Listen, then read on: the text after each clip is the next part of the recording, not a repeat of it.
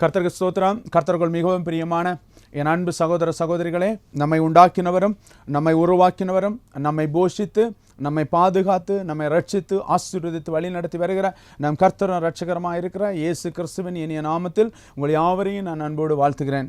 மீண்டுமாக இந்த காலை வேளையில் என் அன்பு கர்த்தருடைய பிள்ளைகளை உங்களை சந்திப்பதற்கு கர்த்தர் கொடுத்த கிருபைக்கு நான் ஆண்டவருக்கு நன்றி செலுத்தினேன். கடந்த 9 வாரங்களாக நம்ம பலிபீடம் என்கிற தலைப்பில் ஆண்டவருடைய வார்த்தையை நாம் தொடர்ச்சியாக நாம் தியானித்து கொண்டு வருகிறோம். இன்றைக்கும் அதே பலிபீடம் என்கிற தலைப்புக்கு ஆதாரமாக ஆமோஸ் தீர்க்கதரிசியின் புஸ்தகம் 9ஆம் அதிகாரம் 1ஆம் வசனத்தில் இருக்கக்கூடிய வசனத்தை ஆதாரமாக வைத்து நாம் தியானிக்க போகிறோம். அந்த வசனம் இப்படியாக சொல்லுகிறது, ஆண்டவரை பலிபீடத்தின் மேல் நிற்க கண்டேன் என்று சொல்லிக்கொண்டு நம்ம அந்த வசனத்தின் அடிப்படையில் அநேக பரிசுத்தவான்கள் பலிபீடம் கட்டினது, எதற்காக பலிபீடம் கட்டினான்கள் என்று அநேக காரியங்களை நம்ம தியானித்தோம்.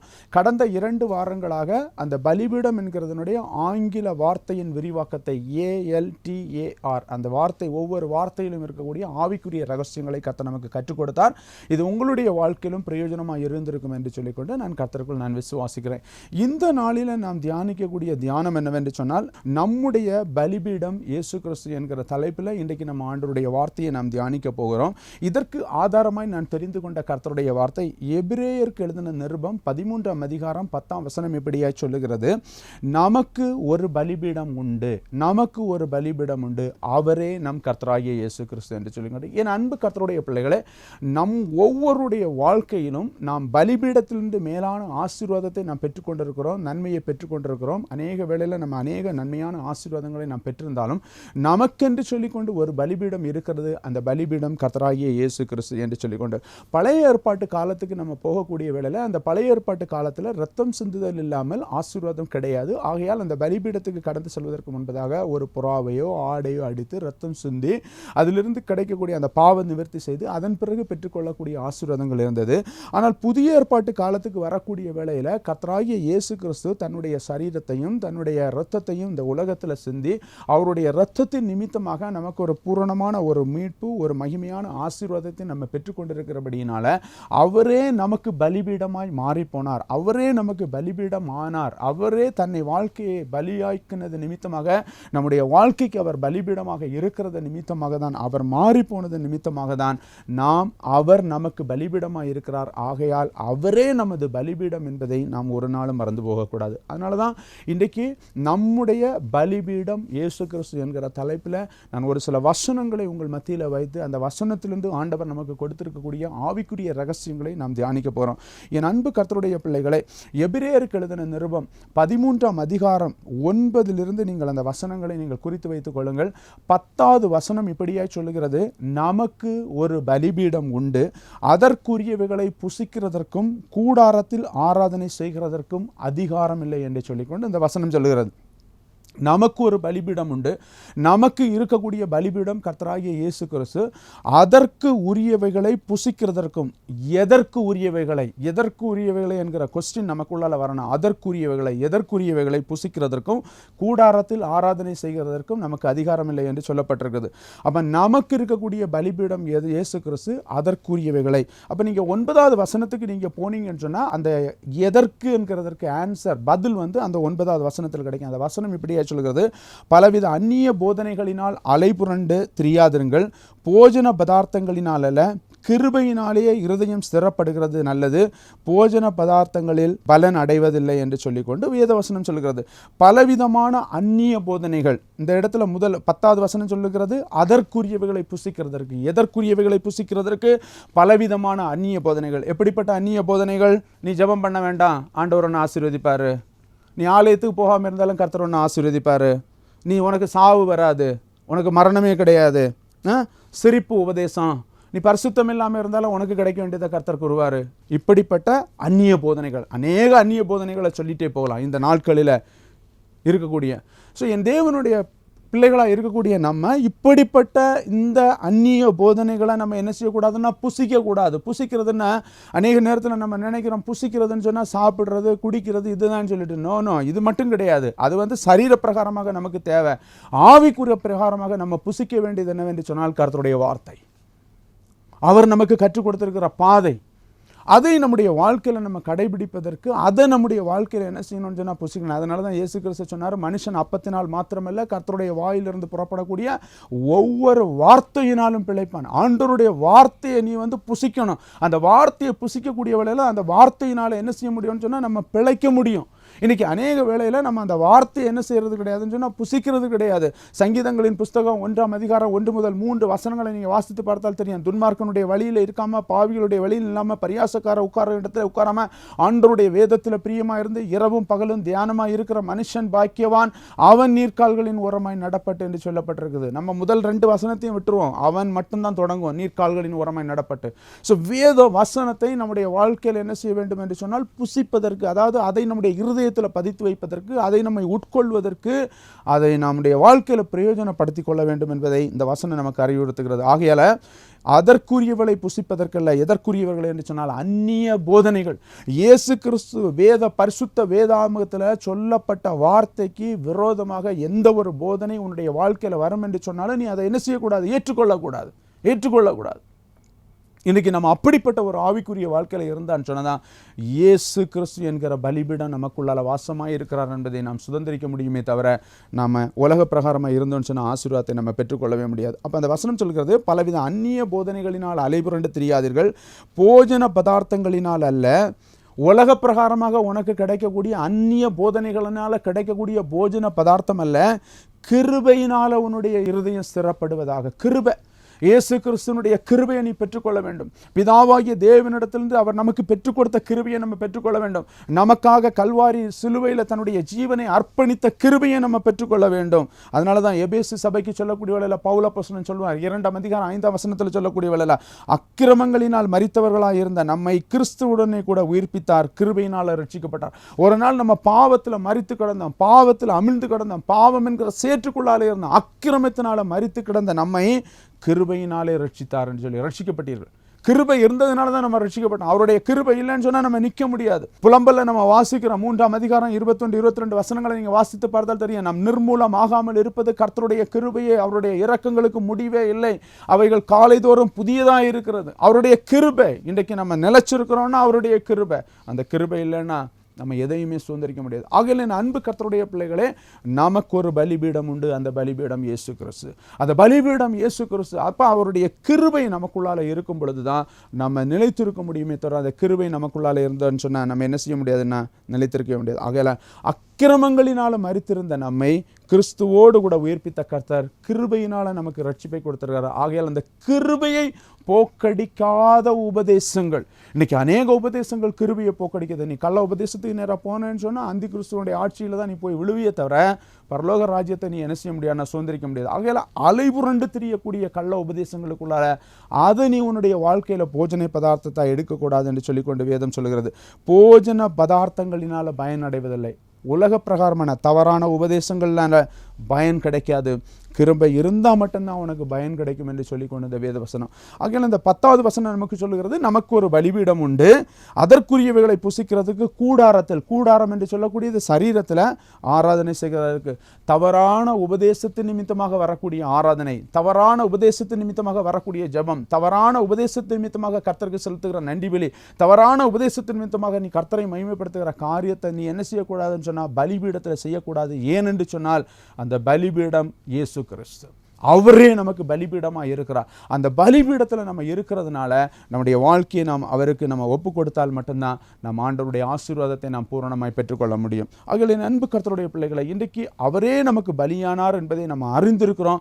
ஆனால் அவரே நமக்கு பலிபீடமாக இருக்கிறார் என்பதை நாம் அறிந்து அந்த பலிபீடத்துக்கு முன்பதாக நம்ம போகும் பொழுது, நம்ம தாழ்மையாய் போகும் பொழுது தான் கிருபை. தாழ்மை உள்ளவர்களுக்கு கிருபை அளிக்கிற கர்த்தர், பெருமை உள்ளவர்களுக்கு தேவன் எதிர்த்து நிற்கக்கூடிய கர்த்தர். அப்போ தாழ்மையோடு நம்ம அவருடைய சமூகத்தில் இருக்கும் பொழுது ஆசீர்வாதம் நமக்கு கடந்து வரும். 11வது வசனம் இப்படியாய் சொல்கிறது, எந்த மிருகத்துடைய இரத்தம் பாவங்களின் நிமித்தமாக பரிசுத்த ஸ்தலத்துக்கு பிரதான ஆசாரியனிடத்திலே கொண்டு வரப்படுகிறது, அந்த மிருகத்தின் உடல் பாளையத்துக்கு புறம்பே சுட்டரிக்கப்பட வேண்டும். அந்தபடியே தன்னுடைய சொந்த இரத்தத்தினாலே ஜனத்தை பரிசுத்தமாக செய்யும்படி நகர வாசலுக்கு புறம்பே பாடுபட்டார். இயேசு கிறிஸ்துவை குறித்து சொல்லப்பட்டிருக்கிறது. ஒரு மிருகத்தினுடைய இரத்தம் என்ன செய்யப்பட வேண்டும் என்று சொன்னால் பாளையத்துக்கு புறம்பே அதனுடைய உடல் சுட்டரிக்கப்பட்டு அது பரிசுத்தமாக்கப்பட்டு உள்ள வரணும். அதுபோல இயேசு என்ன செய்தார் என்று சொன்னால், தன்னுடைய சொந்த இரத்தத்தினால தன்னுடைய ஜனத்தை பரிசுத்தம் பண்ணும்படியாக அவர் பாளையத்துக்கு விரம்பே பாடுபட்டார். தன்னுடைய சொந்த இரத்தம்.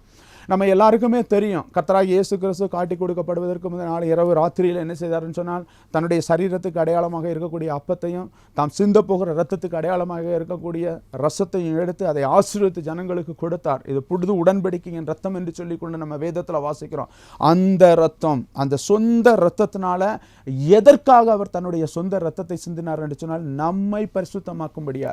வேத வசனம் சொல்லுகிறது, பரிசுத்தம் இல்லாமல் ஒருவனும் கர்த்தரை தரிசிப்பதில்லை. அவர் பரிசுத்தராய் இருக்கிறது போல நீங்களும் உங்கள் நடக்கைகள், உங்கள் செய்கள் எல்லாவற்றிலும் பரிசுத்தமாயிருங்கள். நாம் ஒவ்வொருவரும் பரிசுத்தம் உள்ளவர்களாக இருக்க வேண்டும் என்பதே தேவனுடைய சித்தமாயிருக்கிறது. ஆகையால் நம்மை பரிசுத்தமாக்கும்படி அவர் தன்னுடைய இரத்தத்தை சிந்தினார். அதனால தான் நம்ம சொல்றோம், இயேசு கிறிஸ்துவினுடைய இரத்தம் நம்மை பரிசுத்தப்படுத்துகிறது என்று சொல்லிக்கொண்டு. அப்ப அந்த இரத்தத்தை நம்ம சுதந்திரிக்கிறபடியினால நம்ம என்ன செய்யப்பட வேண்டும் என்று சொன்னால், நம்மை ஒப்புக் கொடுக்க வேண்டும் என்று சொல்லிக்கொண்டு வேத வசனம் சொல்லுகிறது. 1 யோவான் 1:9 நீங்க வாசித்து பார்த்தீங்கன்னு சொன்னா தெரியும், இயேசு கிறிஸ்துவின் இரத்தம் சகல பாவங்களையும் நீக்கி நம்மை சுத்திகரிக்கும். அப்ப அவருடைய இரத்தத்தினால தான் நமக்கு என்ன உண்டுன்னு சொன்னா மீட்பு, அவருடைய இரத்தத்தினால தான் விடுதலை, அவருடைய இரத்தத்தினால தான் நம்ம ஆசீர்வாதத்தை பெற்றுக்கொள்ள முடியும் என்பதை நாம் அறிந்து நாம் அவருடைய சமூகத்தில் நம்மை ஒப்புக் கொடுக்க வேண்டும்.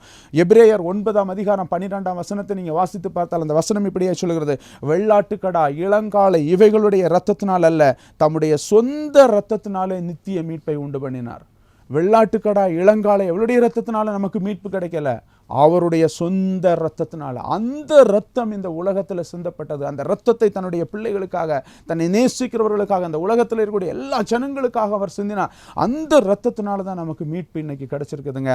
அந்த இரத்தத்தினால தான் நம்ம இன்றைக்கு ஆசீர்வதிக்கப்பட்டிருக்கிறோம். அந்த இரத்தத்தினால தான் நம்ம மகிமையை கண்டிருக்கிறோம். அந்த இரத்தத்தினால தான் நம்ம விடுதலையை பெற்றிருக்கிறோம் என்பதை நாம் ஒரு நாளும் என்ன செய்யக்கூடாதுன்னு சொன்னால் மறந்து போகக்கூடாது. அப்ப நகர வாசலுக்கு புறம்பே அவர் பாடுபட்டார் என்று சொல்லிக் கொடுத்தது. சொந்த இரத்தத்தினால நம்மை மீட்கும்படியாய் அவர் நகர வாசலுக்கு வெளியே பாடுபட்டார். அப்ப இந்த நகர வாசலுக்கு புறம்பே என்று சொல்லக்கூடியது என்னவென்று சொன்னால், இயேசு சிலுவையில் அறையப்பட்ட இடமான கொல்கொதா எருசலேம் நகரத்துக்கு புறம்பாக இருந்தது. அந்த இடத்துல அவர் எருசலேம் நகரத்துக்கு புறம்பாக தான் அந்த கொல்கொதா மலை இருந்தது. அந்த இடத்துல அவர் அநேக உபத்திரவங்களை அடைந்தார் என்பதை நம்ம தெரியும். இன்னைக்கு உலக பிரகாரமாக ஒரு பாவமான பாதையில் நடக்கக்கூடிய ஒரு மனிதன் கேட்டுக்கு போகக்கூடிய வழியை நீங்க பின்பற்றினீங்கன்னு சொன்னா இயேசுவினுடைய ஆசீர்வாதத்தை பெற்றுக்கொள்ள முடியாது. கேட்டுக்கு போகக்கூடிய வழி விசாலமான வழி, அடிமைத்தனத்துக்கு கொண்டு போகக்கூடிய வழி விசாலமான வழி, துரைத்தனத்துக்கு கொண்டு போகக்கூடிய வழி விசாலமான வழி. நீ அந்த வழியில போகக்கூடாது.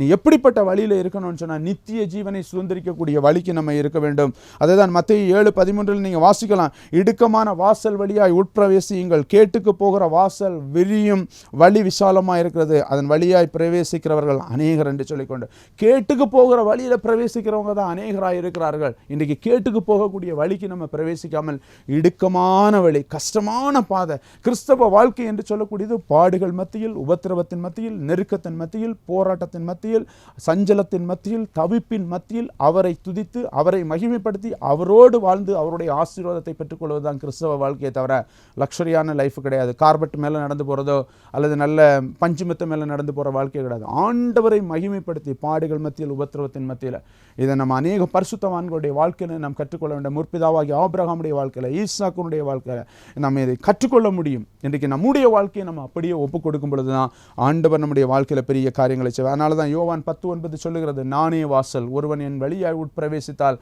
மேய்ச்சலை கண்டடைவான், உள்ளும் புறமும் நல்ல ஆசீர்வாதம். இயேசு கிறிஸ்து நமக்கு வாசல், அவர் தான் நமக்கு மெயின் டோர். அந்த வாசலை நம்ம தேடி போகக்கூடிய வேளையில நாம் ஆண்டவருடைய ஆசீர்வாதத்தை நாம் பெற்றுக்கொள்ள முடியும். இன்னைக்கு நம்ம அநேக வேளையில, என் அன்பு தேவ பிள்ளைகளே, நமக்காக இருக்கக்கூடிய பலிபீடமாகிய இயேசு கிறிஸ்து கற்றுக் கொடுத்த கற்பனை அல்லது அவர் நமக்கு வைத்திருக்கக்கூடிய கட்டளை அல்லது அவர் நமக்கு சொல்லிக் கொடுத்திருக்கக்கூடிய பாதையை விட்டு அநேக விதமான உபதேசங்களுக்கு நம்ம இன்றைக்கு அடிமைப்படுத்தப்படுகிறோம்.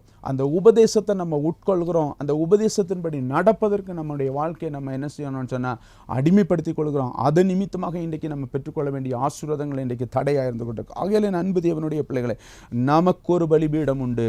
அந்த பலிபீடம் கர்த்தராகிய இயேசு கிறிஸ்து. அப்ப நமக்காக பலியான அந்த அந்த பலிபீடமாயிருந்த இயேசு கிறிஸ்து நமக்கு சொல்லி கொடுத்திருக்கக்கூடிய பாதையில் நம்முடைய வாழ்க்கையை நம்ம அர்ப்பணித்து அந்த பாதையின்படி நம்ம நடப்பதற்கு நம்மை ஜீவனுள்ள ஒரு கிருபைக்குள்ளால நம்ம ஒப்பு கொடுக்கும் பொழுது தான் ஆண்டுடைய ஆசீர்வாதம் நமக்குள்ளால கடந்து வரமே தவிர உலக பிரகாரமான காரியத்துக்குள்ளால நம்ம இன்றைக்கு அடிமைப்படுத்தப்பட்டோம்னு சொன்னால் நிச்சயமாகவே நாம் தேவனுடைய ஆசீர்வாதத்தை நம்முடைய வாழ்க்கையில் என்ன செய்ய முடியாதுன்னு சுதந்திரிக்க முடியாது. ஆகையால் நம்ம மிகவும் எச்சரிப்போடு இருந்து நம்முடைய வாழ்க்கைக்கு நேராக கடந்து செல்ல வேண்டியது மிகவும் ஆசீர்வாதமாக இருக்கும் என்பதில் எந்த சந்தேகமும் இல்லை.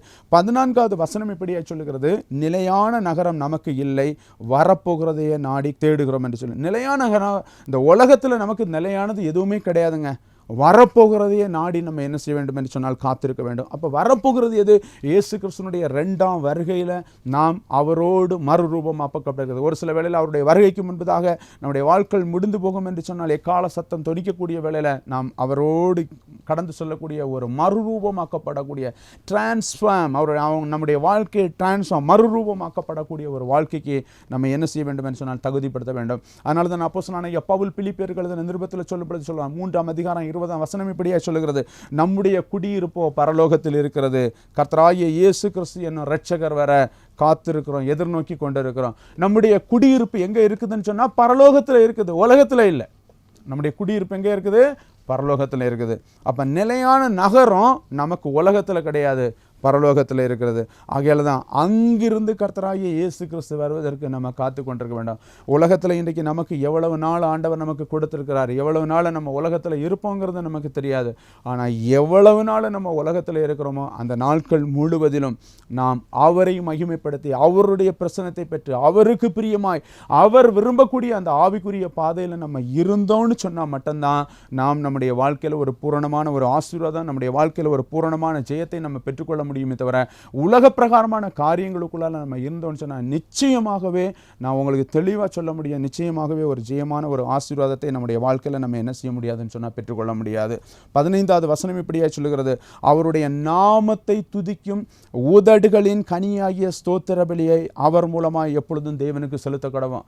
வேத வசனம் கற்றுத்தரக்கூடிய வார்த்தை அவருடைய நாமத்தை துதிக்கும் உதடுகளின் கனிகளாகிய ஸ்தோத்திர பலி. உதடுகளின் கனிகளாகிய ஸ்தோத்திர பலிகளை எப்பொழுது நம்ம தேவனுக்கு என்ன செய்யணுமா செலுத்தணும். அப்போ பலிபீடமாக இருக்கக்கூடிய இயேசு கிறிஸ்து, நம்முடைய பலிபீடம் இயேசு கிறிஸ்து, நம்ம பலிபீடத்துக்கு முன்பதாக போகும் பொழுது அவர் நமக்காக கல்வாரி சிலுவையில் தன்னுடைய இரத்தத்தை சிந்தினார், நமக்காக பலியானார். அவருடைய சரீரம் உழுத நிலம் போல அடிக்கப்பட்டு வாதிக்கப்பட்டு உச்சம் தலையிலிருந்து உள்ளம் கால்வரையிலும் இருக்கக்கூடிய சரீரத்தில் இந்த முழு இரத்தத்தையும் இந்த உலகத்தில் சிந்தி நமக்காக அவர் பலியானார். ஸோ நம்ம பலிபீடத்துக்கு நேராக நம்ம போகக்கூடிய வேளையில் நம்முடைய வாழ்க்கையை அவரே நமக்கு பலிபீடமாக இருக்கிறார் என்று சொல்லிக்கொண்டு அந்த அர்ப்பணிப்போடு நம்ம அந்த இடத்துல இருந்து அவருக்கு என்ன செய்யணும்னு சொன்னா உதடுகளின் கனி ஆகிய ஸ்தோத்திர பலியை தேவனுக்கு முன்பதாக செலுத்த வேண்டும். இன்றைக்கி நம்முடைய வாழ்க்கையில் தெரியும், இயேசு கிறிஸ்து அவர் நமக்காக பெற்றுக் கொடுத்த அந்த ஆசீர்வாதத்தை நம்ம பலிபீடத்தில் நம்ம செலுத்தாமல் இருந்தோம்னு சொன்னால், நம்ம நன்றி செலுத்தலை, ஆராதனை பலியும் நம்ம சரியாக ஏறெடுக்கலை, துதி பலியை நம்ம சரியாக செலுத்தலை, ஸ்தோத்திர பலியை நம்ம சரியாக செலுத்தலை, ஜெபம்ங்கிறத நம்ம சரியாக பண்ணாமல் இருந்தோம்னு சொன்னால் நிச்சயமாகவே ஆண்டவருடைய பலிபீடம் என்று சொல்லக்கூடிய அந்த ஆல்டர் என்று சொல்லக்கூடிய அந்த பலிபீடத்திலிருந்து நன்மையான ஆசீர்வாதங்கள் நமக்கு வருவது கிடையாது. நமக்கு தீமையான ஆசீர்வாதங்களை நம்முடைய வாழ்க்கையில் கடந்து வரும் என்பதில் எந்த விதமான சந்தேகம் இல்லை. ஆகையால் என் அன்பு கர்த்தருடைய பிள்ளைகளே, இயேசு கிறிஸ்து நமக்கு பலிபீடமாக இருப்பதால் அவருக்கு மகிமை செலுத்தக்கூடிய காரியங்களை தவிர எந்த ஒரு காரியத்தையும் நீ பலிபீடத்தின் மேலே செய்யக்கூடாது என்பதே இந்த பலிபீடம் என்கிற அந்த செய்தியிலிருந்து நாம் கற்றுக்கொள்ளக்கூடிய ஆவிக்குரிய சுருக்கமான ரகசியம். ஆண்டவருடைய பலிபீடம் பரிசுத்தம் உள்ளது. அந்த பலிபீடத்தின் மேலே கர்த்தர் உலாவுகிறார். அந்த பலிபீடத்தில் ஆண்டவர் இருக்கிறார். அந்த பலிபீடத்திலிருந்து ஒரு நாள் நியாய தீர்ப்பின் சத்தம் கேட்க போகிறது. ஆகையால் அந்த பலிபீடத்தில் இருந்து நாம் தேவனை மகிமைப்படுத்துகிற மகிமை, தேவனை ஸ்துதி செலுத்துகிற துதி, தேவனுக்கென்று செலுத்துகிற நன்றி பலி, தேவனுக்கென்று செலுத்துகிற ஸ்தோத்திர பலி, தேவனுக்கென்று செய்யக்கூடிய காரியங்களை தவிர வேற எந்த ஒரு காரியத்தையும் இன்றைக்கு நம்ம என்ன செய்யக்கூடாதுன்னா பலிபீடத்தில் செய்யக்கூடாது. மீறினால் கட்டாயம் தண்டனை நிச்சயம். அதில் இருந்து ஒருத்தனை தப்ப முடியாது. நானாக இருந்தாலும் சரிதான். இன்றைக்கி நான் உங்களுக்கு சில பிரசங்கம் பண்ணலாம். மேபி நாளைக்கு வந்து நான் ஆல்டரில் போய் ஏதாவது தவறு செய்தேன்னு சொன்னால் முதல்ல ஒன்றை தண்டிக்கிறதுக்கு முன்னால் என்ன கர்த்தர் தண்டிப்பார் எனக்கு தெரியும். ஏனென்று சொன்னால் ஊழியக்காரனுக்கு கொடுத்துருக்கக்கூடிய தண்டனை ரெட்டிப்பான தண்டனை எனக்கு நல்லாவே தெரியும். அப்போ நம்முடைய வாழ்க்கையில் நம்ம பலிபீடத்தில் போகக்கூடிய வேளையில் we have to be very careful and we have to dedicate our life in altar. நம்முடைய வாழ்க்கையை ஆல்டரில் பலிபீடத்துக்கு முன்பதாக அர்ப்பணிப்போடு கடந்து செல்லணுமே தவிர நீ ஆட்டம் போட கடந்து செல்லக்கூடாது. இன்னைக்கு பலிபீடத்தில் இருந்துட்டு அநேக காரியங்கள், அநேக சகோதரிகள் நல்லா வர்ஷிப் பண்ணுவாங்க, நல்லா பாடுவாங்க, நல்லா ஆராதனை செய்வாங்க, ஆனால் தலையில் முக்காடு போட மாட்டாங்க. தலையில் நீ முக்காடு போடாமல் நீ பாட்டு பாடி நீ ஆராதனை செய்தான்னு சொன்னால் அதை கர்த்தர் அங்கீகரிக்க மாட்டார். ஏனென்று சொன்னால் ஸ்திரீயானவள் என்ன செய்யணும்னு சொன்னால் முக்காடு இட வேண்டும். அதுதான் வேதம் கொடுத்துருக்கக்கூடிய கட்டளை. நீ சொல்லலாம் எனக்கு ஸ்டைல் இருக்கணும், அது இருக்கணும், இது இருக்கணும். நீ ஸ்டைலை பார்த்தேன்னு சொன்னால் நீ பலிபீடத்தில் ஏறாத, நீ வெளியே நில்லு. தேவனுடைய பலிபீடம் என்று சொல்லக்கூடியது பரிசுத்தம் உள்ளது. அந்த பரிசுத்தம் உள்ள ஸ்தலத்தில் நம்ம பரிசுத்தத்தை தவிர பரிசுத்தத்துக்கு விரோதமான காரியத்தை எதுவும் செய்யக்கூடாது. ஆல்டரில் போய் ஷூ போட்டுட்டு நீ பிரசங்கம் பண்ணாத, கீழே ஷூப்பு கழட்டி போட்டுருப்போ. ஏன் உனக்கு பலகீனமாக இருக்கலாம், ஒரு சில வேளை உன்னுடைய கால் முடியாத இருக்கலாம், டசன்ட் மேட்டர். அந்த நேரத்தில் கிடையாது. உனக்கு ஸ்டெடியாக நிற்க முடியும்னு சொன்னால் தேவ சமூகத்தில் நீ துணிகரமான பாவம் செய்வதற்கு பலிபீடத்தின் மேலே நம்ம என்ன செய்யக்கூடாதுன்னு சொன்னால் கடந்து செல்லக்கூடாது. So we have to be very very careful. நம்ம ஆலயத்தில் தேவனுடைய பரிசுத்த ஸ்தலம் என்று சொல்லக்கூடிய பலிபீடத்தில் நம்ம செய்யக்கூடிய ஒவ்வொரு காரியத்துக்கும் நியாய தீர்ப்பு நாளில் நம்ம கணக்கு ஒப்புவிக்கப்பட வேண்டும். அந்த நியாய தீர்ப்பு நாளில் கணக்கு ஒப்புவிக்கப்படுவதற்கு முன்பதாக நம்முடைய வாழ்க்கையை நம்ம எச்சரிப்போடு நம்ம அர்ப்பணித்தால் மட்டுமே பலிபீடத்திலிருந்து ஆசீர்வாதத்தை நாம் பெற்றுக்கொள்ள முடியுமே தவிர நம்முடைய வாழ்க்கையில் அதர்வைஸ் நம்ம ஆசீர்வாதத்தை பெற்றுக்கொள்ளவே முடியாது. ஆகையால் அன்பு தேவனுடைய பிள்ளைகளே, ஆமோஸ் தீர்க்கதரிசியின் புஸ்தகத்தில் நம்ம வாசிக்கிறோம் 9 முதல் 4 வசனங்கள். நீ பலிபீடத்தில் ஆண்டவருக்கு விரோதமான காரியத்தை செய்தனா தண்டனை நிச்சயம். ஆண்டவரை பலிபீடத்தின் மேல் நிற்க கண்டேன். தவறு செய்கிற ஒருவனும் தப்பி போவதில்லை, தப்புகிறவன் ரட்சிக்கப்படுவதும் இல்லை. அவன் பாதாள பரியந்தம் பதுங்கினாலும் அவனை பிடித்து கொண்டு வருவேன், வானத்துக்கு ஏறினாலும் அவனை இறங்க பண்ணுவேன், கொடுமுடியில் ஒளிந்திருந்தாலும் தேடி கண்டுபிடிப்பேன், சமுத்திரத்துக்குள்ளால் அவன் மறைந்திருந்தாலும் பாம்புக்கு கடிக்க கட்டளையிடுவேன், சத்துருவுக்கு முன்பதாக சிறைப்பட்டு போனாலும் பட்டயத்துக்கு கொண்டு போட ஒப்பு கொடுப்பேன், என் கண்கள் அவர்கள் மேல் நன்மைக்கல்ல தீமைக்காகவே இருக்கிறது என்று சொல்லிக்கொண்டு ஒரு சில வேளையில் நீங்கள் இந்த வசனத்தை கேட்கக்கூடிய வேளையில் நீங்கள் சொல்லலாம், ஆமோஸ் தரிசித்த பலிபீடம் என்று சொல்லக்கூடியது பெத்தேலில் இருந்த சிலை வணக்கத்துக்கு அடையாளமான பலிபீடம். அந்த பலிபீடத்திலே கர்த்தருடைய ஆவியானவர் உனக்கு எச்சரிப்பு கொடுக்கிறாருன்னா அவர் உலாவுகிற பரிசுத்தமுள்ள பலிபீடத்தில் எவ்வளவு எச்சரிப்பு கொடுப்பார். இன்னைக்கு தேவனுடைய வார்த்தையை கேட்டுக்கொண்டிருக்கக்கூடிய என் அன்பு சகோதரனே சகோதரியே, நம் தேவனுடைய பலிபீடத்தில் கடந்து வரக்கூடிய வேளையில் நம்மை ஜீவ பலியாய் ஒப்பு கொடுத்து அவருக்கு நன்றி துதி ஸ்தோத்திர பலிகளை ஏறெடுக்கும் பொழுதுமே அவர் நமக்கு பலிபீடமாக இருந்து நம்முடைய வாழ்க்கையில் மேலான ஆசீர்வாதங்களை நாம் பெற்றுக்கொள்ள முடியுமே தவிர உலக பிரகாரமான காரியத்தில் கிடையாது. ஆகையால் நாம் இன்றைக்கு சுருக்கமாக நம்ம அறிந்து கொள்ள வேண்டிய காரியம், நம்முடைய பலிபீடமே இயேசு கிறிஸ்துவாக இருக்கிறபடினால நம்ம பலிபீடத்தில் போகக்கூடிய வேளையில் கர்த்தர் விரும்பாத எந்த ஒரு காரியத்தையும் ஆண்டவருடைய பலிபீடத்திலிருந்து நம்ம செய்யாமல் இருப்பது நல்லது. உங்களுக்கு என்ன காரியத்தை ஆண்டவர் ஆவிக்குரிய வாழ்க்கையில் வெளிப்படுத்தினாலும் சரிதான், நம்ம அதை நம்முடைய வாழ்க்கையில் கற்றுக்கொள்ளும் பொழுது தான் தேவன் நிச்சயமாகவே நம்முடைய வாழ்க்கையில் ஒரு பெரிய ஆசீர்வாதத்தை, ஒரு பெரிய நன்மையை, ஒரு பூரணமான மகிமையை ஆண்டவர் நமக்கு கொடுத்து நம்மை அவருடைய கிருபையினால், அவருடைய பலத்தினால், அவருடைய ஆவியினால் ஆண்டவர் நம்மை மூடி மறைத்து தேவனுக்கு சாட்சி உள்ள ஒரு வாழ்க்கை, தேவனுக்கு பிரியமுள்ள வாழ்க்கை, தேவன் விரும்பக்கூடிய ஒரு வாழ்க்கைக்கு கர்த்தர் நம்மை வழிநடத்த கர்த்தர் வல்லமை உள்ளவராயிருக்கிறார். ஆகையால் என் அன்பு கர்த்தருடைய பிள்ளைகளே, நமக்கு ஒரு பலிபீடம் உண்டு. அந்த பலிபீடம் கர்த்தராகிய இயேசு கிறிஸ்து. அந்த பலிபீடத்தில் இருந்து வரக்கூடிய அந்நிய போதனைகளை நீ ஏற்காமல் கிருபையை நீ பெற்று அந்த கிருபையின் பலத்தோடு நீ வாழ்வதற்கு உன்னுடைய வாழ்க்கையை நீ ஒப்பு கொடுத்து ஆண்டவருக்கு பிரியமுள்ள ஒரு ஆவிக்குரிய வாழ்க்கையில் நீ இருப்பாய் என்று சொன்னால் கட்டாயம் கர்த்தர் உன்னுடைய வாழ்க்கையில் இருக்கக்கூடிய தடைகளை மாற்றுவார், உனக்கு விரோதமாக எழும்புகிற சூழ்நிலைகளை மாற்றுவார். நீ எந்த விதமான சூழ்நிலையில் இருந்தாலும் ஆண்டவர் உன்னை ஆசீர்வதித்து உன்னை மேன்மைப்படுத்தி உன்னை மகிமைப்படுத்தி நீ பெரிய இடங்களிலே உன்னை வாசம் பண்ண செய்ய கர்த்தர் வல்லமை உள்ளவராக இருக்கிறார். நம்ம எல்லாரும் கண்களை மூடி செபிக்கலாமா? ஆண்டவர் நமக்கு கற்றுக் கொடுத்த அந்த நல்ல ஒரு சத்தியம் இன்றைக்கு நம்முடைய வாழ்க்கையை ஒப்புக் கொடுக்கும் பொழுது நிச்சயமாகவே ஒரு பூரணமான ஒரு ஆசீர்வாதத்தை நாம் பெற்றுக்கொள்ள முடியும். எங்களை நேசிக்கிற எங்கள் அன்பின் பரலோக தகப்பனே, மன மகிழ்ச்சியான கர்த்தாவே, ஆசீர்வதிக்கப்பட்ட அருமையான தகப்பனே, இந்த மகிமையான இந்த நேரத்தில் கர்த்தாவே எங்களை முழுவதுமாய் உம்முடைய கரத்தில் ஒப்புக் கொடுக்கிறோம். ஆண்டவரே, எங்களுடைய பலிபீடமாக நீர் இருக்கிறபடினால் ஆண்டவரே, எங்களுக்காக நீர் உண்மையே நீர் ஜீவ பலியாய் ஒப்பு கொடுத்து ஆண்டவரே எங்களுடைய வாழ்க்கையில், ஆண்டவரே எங்கள் குடும்பத்தில், எங்கள் தனிப்பட்ட விதத்தில், எங்கள் ஊழிய பாதையில் ஆண்டவரே நாங்கள் ஒரு ஆசீர்வாதத்தை பெற்றுக்கொள்ள வேண்டும் என்று சொல்லிக்கொண்டு உண்மையே நீர் எங்களுக்காக ஒப்பு கொடுத்ததன் நிமித்தமாக ஆண்டவரே உம்முடைய பலிபீடத்துக்கு முன்பதாக நாங்கள் கடந்து வரக்கூடிய வேளையில் பரிசுத்தமுள்ள தேவன் அந்த இடத்துல உலாவிக் கொண்டிருக்கிறார். பரிசுத்தமுள்ள ஆவியானவர் வாசம் பண்ணுகிற இடம். அந்த இடத்துல பரிசுத்தத்துக்கு விரோதமான எந்த ஒரு காரியத்தையும் நாங்கள் செய்யாமல் தேவ பலத்தினால தேவ ஆவியானுடைய வல்லமையை நாங்கள் கண்டுகொள்வதற்கு கர்த்தர் உதவி செய்யும்படி நாங்கள் செபிக்கிறோம். ஆண்டவரே, ஆண்டவரே. இந்த வேளையிலும் ஆண்டவரே, இந்த தேவ செய்தியை கேட்டுக்கொண்டிருக்கக்கூடிய ஒவ்வொரு சகோதர சகோதரிகள் மேல தேவனுடைய வல்லமை இறங்குவதாக. ஒரு சில வேளையில் ஆண்டவரே, இவர்களுக்குள்ளால ஏதாவது ஒரு பாவ உணர்வு உணர்த்தப்பட்டிருக்கும் என்று சொன்னால் இன்றைக்கு அவர்கள் மனம் திரும்புவார்களாக. தன் பாவங்களை மறைக்கிறவன் வாழ்வடைய மாட்டான், அவைகளை அறிக்கை செய்து விட்டுவிடுகிறவன் இரக்கம் பெறுவான் என்று சொன்ன வார்த்தையின்படி இன்றைக்கு உடைய இரக்கம் ஆண்டவரே இந்த பிள்ளைகள் வாழ்க்கையில கடந்து வரட்டும், அவர்கள் குடும்பத்தில் கடந்து வரட்டும். ஒரு மன மாற்றத்தின் ஆசீர்வாதத்தை பெற்று ஆண்டவரே, இந்த பிள்ளைகள் கர்த்தருக்கென்று கனி கொடுக்கக்கூடிய விருட்ச கன்றுகளைப் போல ஆவியின் கனிகளை பெற்று தேவ ஆவியானுடைய வல்லமையுள்ள நாமத்தினால் இவர்கள் ஆசீர்வதிக்கப்படுவார்களாக. நன்மையும் கிருபையும் இவர்களை தொடரும்படி ஜெபிக்கிறோம் ஆண்டவரே. உனக்கு விரோதமாக எழும்புகிற எந்த ஆயுதமும் வாய்க்காமல் போகும் என்று சொன்னவர். எல்லா அந்தகார ஆயுதங்களையும் முறியடித்து பலிபீடத்தின் நன்மையினால் நிரப்பும்படி நாங்கள் ஜெபிக்கிறோம். தடைகளை மாற்றி ஆண்டவரே, பலிபீடத்தில் உலாவுகிற தேவனுடைய ஆசீர்வாதத்தை பெற்று இவர்கள் கர்த்தருக்கென்று கனி கொடுக்க ஒரு பரிசுத்த ஜீவியம் ஜீவித்து ஆண்டவருடைய ராஜ்யத்தை கட்டி எழுப்ப அழிந்து போகிற ஜனங்களை தேவனுடைய மந்தையில திருப்பக்கூடிய ஆவியின் கனிகளுக்கு நேராக ஆசீர்வாதங்களை சுதந்திரிக்க கிருபை செய்யுங்க. மகிமைப்படுத்துங்க, மகிமை அடைங்க. இயேசுவின் வல்லமை உள்ள நாமத்தில் ஜெபிக்கிறேன் பரிசுத்த பிதாவே. ஆமேன், ஆமேன், ஆமேன். கர்த்தருக்கு ஸ்தோத்திரம். கர்த்தர்கள் மிகவும் பிரியமான என் அன்பு சகோதர சகோதரிகளே, கடந்த 10 வாரங்களாக நீங்கள் பலிபீடம் என்கிற தலைப்பில் ஆண்டவருடைய வார்த்தையை நீங்கள் கேட்டிருக்கிறீர்கள். உங்களுக்கு பிரயோஜனமாக இருந்திருக்கும் என்று நான் ஆண்டவருக்குள் விசுவாசிக்கிறேன். கடந்த நாட்களில் நான் தேவ சமூகத்தில் ஜெபித்துக் கொண்டிருக்கக்கூடிய வேளையில் என்னுடைய உள்ளத்தில் ஆண்டவர் ஒரு ஏவுதலை கொடுத்தார். இந்த பலிபீடம் தேவ செய்து முடிந்த பிறகு ஒரு சில கேள்விகளை உங்களிடத்தில் கேட்கும்படியாக என்னுடைய ஆவியில் உணர்த்தப்பட்டது நிமித்தமாக கர்த்தருடைய ஆலோசனையின்படி ஒரு சில கேள்விகளை நான் உங்களுக்கு முன்பதாக கேட்கிறேன். அந்த கேள்விகளுக்கு நீங்கள் பதில் அனுப்பும்படி உங்களை அன்போடு கேட்டுக்கொள்கிறேன்.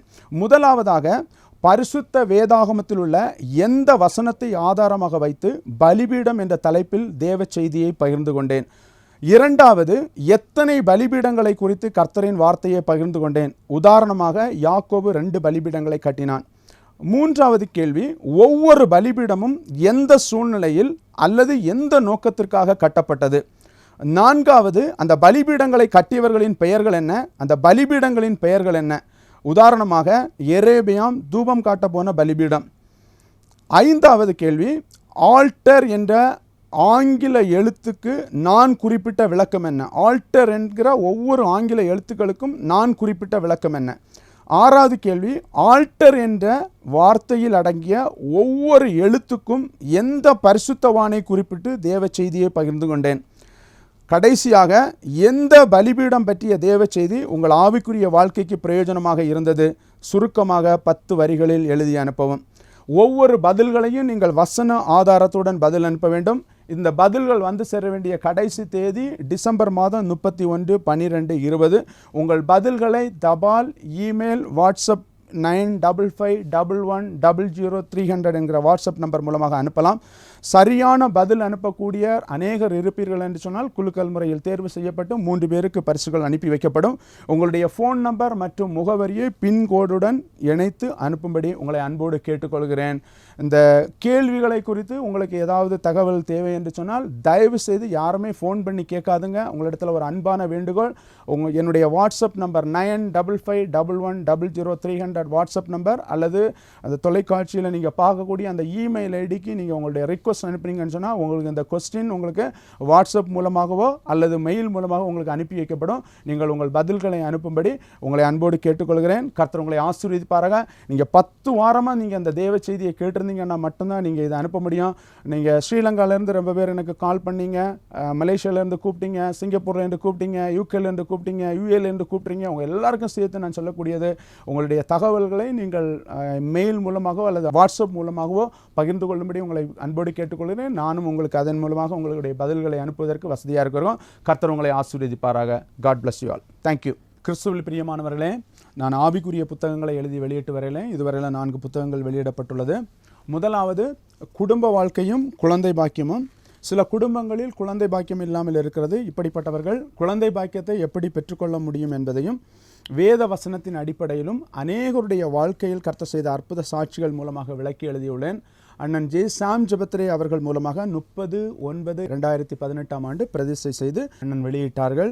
அந்த புத்தகம் உங்களுடைய வாழ்க்கையில் ஆவிக்குரிய வாழ்க்கைக்கு ஆசீர்வாதமாக இருக்கும் என்று நான் கர்த்தருக்குள் விசுவாசிக்கிறேன். இரண்டாவதாக, விழித்திருந்து ஜெபிப்போம். இந்த புத்தகம் ஊழியங்களுக்காக, தேசத்துக்காக, குடும்பங்களுக்காக ஜெபிப்பதற்கு உதவியாக இருக்கும் என்கிற நோக்கத்தில் வெளியிடப்பட்ட பொதுவான ஜெப குறிப்புகள் அடங்கிய ஜெப புஸ்தகம். அருமையான அண்ணன் ரெவரண்ட் ஆர் ராஜன் ஜான் அவர்கள் 11/8/2019 அன்று பிரதிஷ்டை செய்து வெளியிட்டார். மூன்றாவதாக ஆத்தும ஆதாயம். அதாவது ஒவ்வொரு கிறிஸ்தவரும் கர்த்தருக்காக ஆத்துமாக்களை ஆதாயம் செய்ய வேண்டும் என்கிற நோக்கத்தில் பரிசுத்த வேதாகமத்தின் அடிப்படையில் எழுதியுள்ளேன். அண்ணன் அகஸ்டின் ஜெபக்குமார் அவர்கள் 13/10/2019 அன்று பிரதிஷ்டை செய்து வெளியிட்டார். ஞானஸ்தானம். எந்த ஞானஸ்தான முறை சரியானது என்பதை வேதத்தின் அடிப்படையில் விளக்கி எழுதியுள்ளேன். அருள்தந்தை S.J. பெர்க்மன்ஸ் அவர்கள் 11/1/2020 அன்று பிரதிஷ்டை செய்து வெளியிட்டார். அது மட்டுமில்லாமல் என்னுடைய ஊழியத்திலிருந்து வெளியிடக்கூடிய மீட்பரின் சத்தம் என்கிற 2 மாதத்துக்கு வரக்கூடிய பத்திரிகை வெளியிட்டு வருகிறேன். இந்த புத்தகங்கள் உங்கள் ஆவிக்குரிய வாழ்க்கையில் வளர்ச்சி அடையவும் ஆவியில பலன் பெறவும் உங்களுக்கு பிரயோஜனமாக இருக்கும் என்று நான் கர்த்தருக்குள் விசுவாசிக்கிறேன். இதை வாங்கி பயன்பெறும்படியாய் உங்களை அன்போடு நான் கேட்டுக்கொள்கிறேன். என் அன்பு கர்த்தருடைய பிள்ளைகளே, இன்னும் அநேக புத்தகங்கள் இயேசு கிறிஸ்து, பரலோக வைத்தியர், ஸ்ரீஷத்துவ வாழ்க்கை, ஆவிக்குரிய வாழ்க்கை, இயேசு கிறிஸ்துவே மூளைக்கு தலைக்கல், நற்கந்த கதம்ப மலர்கள் என்று சொல்லிக்கொண்டு அநேக புத்தகங்கள் எழுதி கொண்டிருக்கிறேன். அந்த புத்தகங்கள் வெளியே வருவதற்காக உங்களுடைய ஜெபத்தில் ஜெபிக்கும்படி உங்களை நான் அன்போடு கேட்டுக்கொள்கிறேன். கர்த்தர் உங்களை ஆசீர்வதிப்பாராக. God bless you all.